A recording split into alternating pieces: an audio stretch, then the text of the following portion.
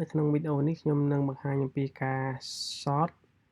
sheet របស់យើងមាននៅក្នុងនេះឧទាហរណ៍ ABCD sort វាតាមលំដាប់អក្សរហើយខ្ញុំប្រើ Mac អញ្ចឹងជាដំបូងយើងត្រូវបង្កើត module ហ្នឹងយើងទៅសេកូដក្នុង VB Visual Basic ហើយឲ្យវា sort ខ្លួនឯងអញ្ចឹងសម្រាប់ Mac គឺចុច function option F11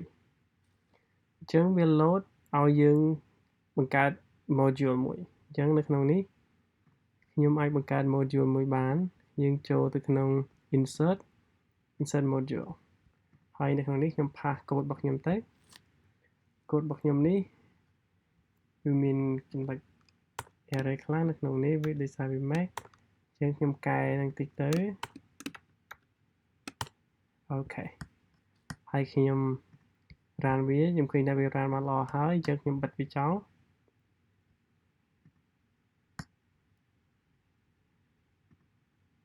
អូខេខ្ញុំ close and return true